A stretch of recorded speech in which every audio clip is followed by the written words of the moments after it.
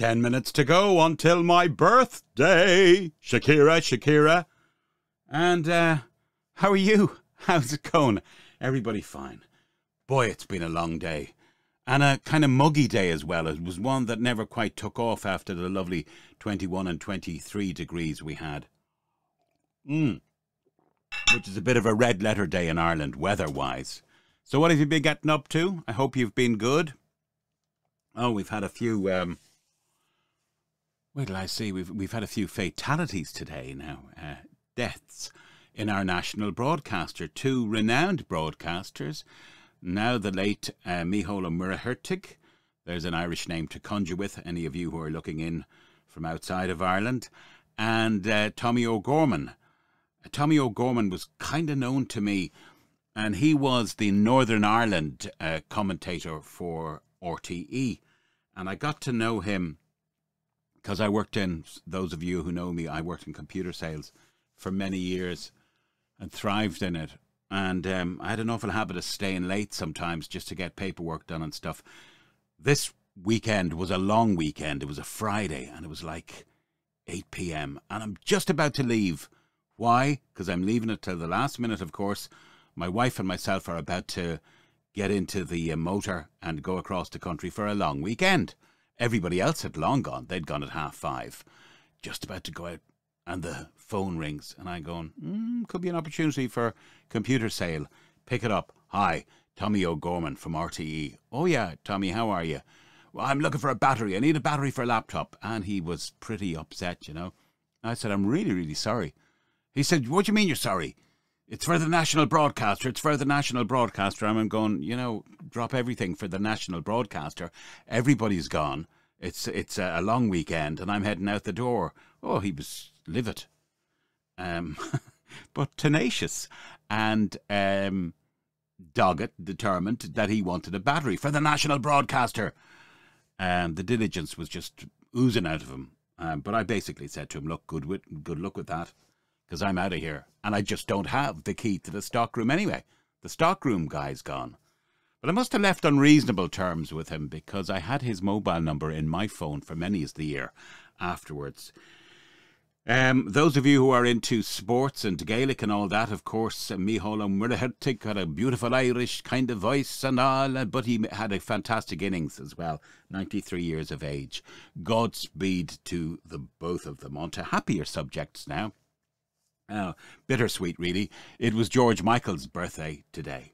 He would have been my age in 6 minutes' time, 61 years of age. I love George Michael, and I cried when I found out he died. I wanted to grow old with him in my life and his music. And Ricky Gervais is 63 years young today. Mad Ricky Gervais, who's coined it recently and doesn't seem to give a toss. I'm looking at a movie of his down here, Cemetery Junction. I think it is a place near where he grew up in Reading. I must watch it. Recently as well, of course, we did have to mention Donald Sutherland, that fine actor. A good innings as well. I think he was 87 or 88. I remember him in The Dirty Dozen. He played the part of a kind of California hippie dream tank driver in the Mediterranean theatre in Italy during the Second World War. And no matter what warfare was going on around him, he didn't want it to get in the way of the rays, man. Hey, let's all just calm down and get those cool vibes. So it was like he played it perfectly, just this mad character, totally out of place, like he should have been on the beaches of Malibu or wherever, but instead he was in a war zone. But he wasn't letting it get to him, and anybody that was noisy, cool it, man. We got to get the positive vibes. I loved him for that. But also, the dark movie I remember him in was it something to do with Venice, wasn't it? No, it wasn't Death in Venice. That was, who was that? That was Dirk Bogarts.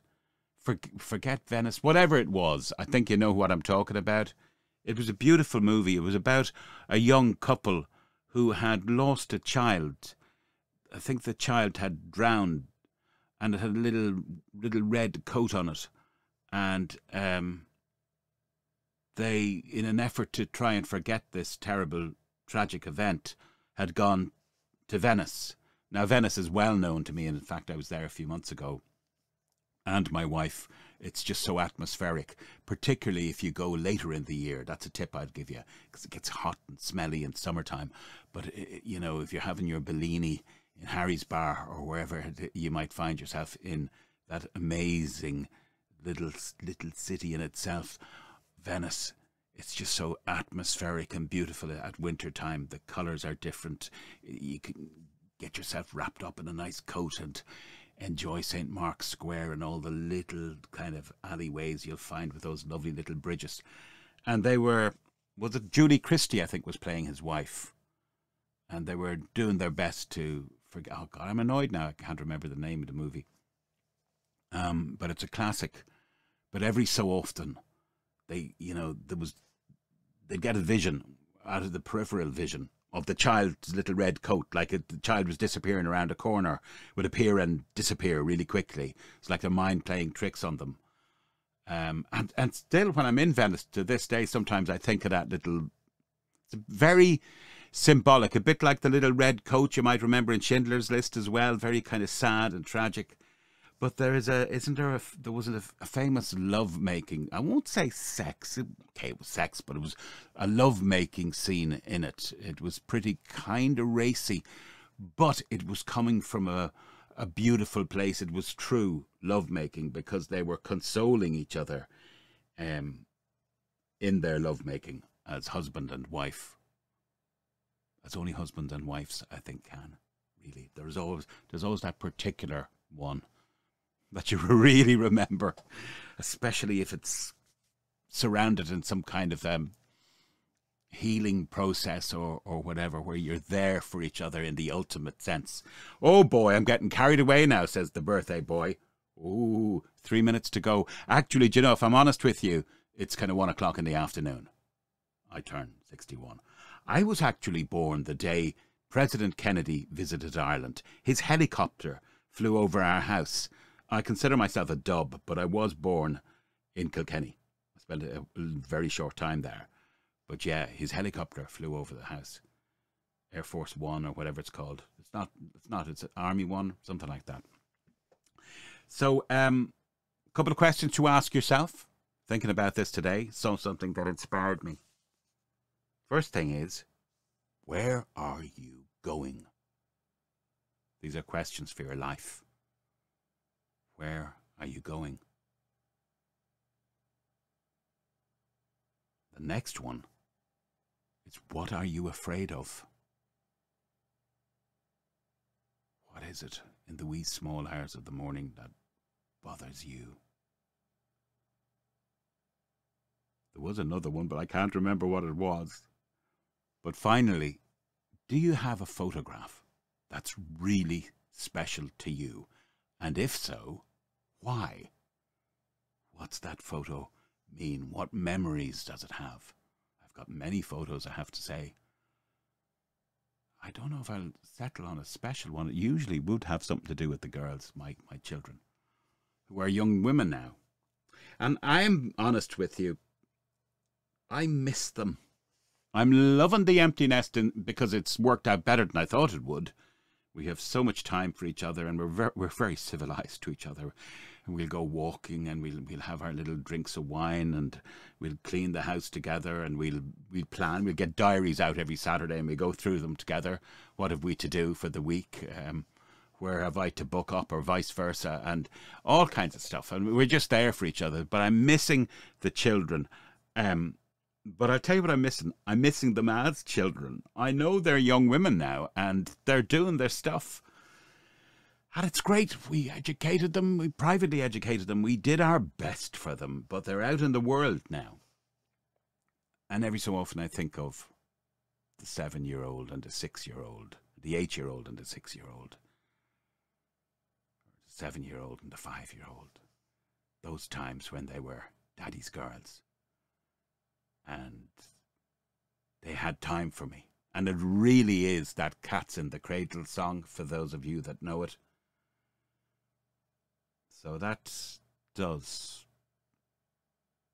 It hits you. It's like You remember when this is my agile mind at work, but you remember in the Apollo missions, you'd heard of them, they're coming back into the atmosphere, and it was a tough thing. It was almost like you got a crack across the head with an axe, apparently, as you enter that kind of heat kind of whatever surrounds the Earth, and you're re-entering the atmosphere, you got a thump.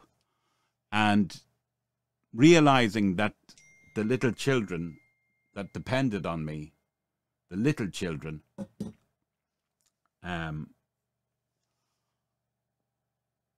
that's my sister wishing me a happy birthday. She's very good. I know she does. I always remember her birthday as well. But realizing they're gone, that you had that time, it was precious.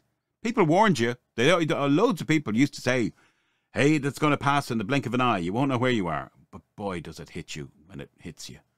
So I just try and keep busy, because if I didn't, I'd start whinging a bit. And that isn't the way to face life either, is it? I mean, if you're going to go out in life, go out screaming and kicking. That's the way you came in. You know, be one thing if I had problems with them, but they're beautiful. God's gifts. And please God, they'll do fine. They seem to be thriving. Yeah. Oh, by the way, if you're watching Nigel, we have to see Nigel's kind of security footage of the weird thing that seems to follow a cat. Nigel thinks he knows what it is, but you see this black and white image and the cat at the bottom of the gate. This is in the early hours of the morning. Scary. And this thing, almost, if you remember that movie Patrick Swayze was in, with a woman who married Bruce Willis, Demi Moore. What was that? You know, anyway, you know the one I'm talking about again. This is me getting old. Oh, happy birthday to me. Thank you, folks. What was it called? Do you know what I'm talking about? Anyway, but remember when if somebody died, the kind of baddies would come and get them. You'd see these kind of shadows would kind of rush and grab them and take them into the next world. It's almost that kind of a mantle you see over this cat, this thing coming. So I will show it to you when I am... put that in silent.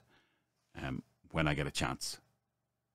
So, going forward with this, which as you know was only to last 100 episodes, but I don't know where we are now, 130, 120, I don't know.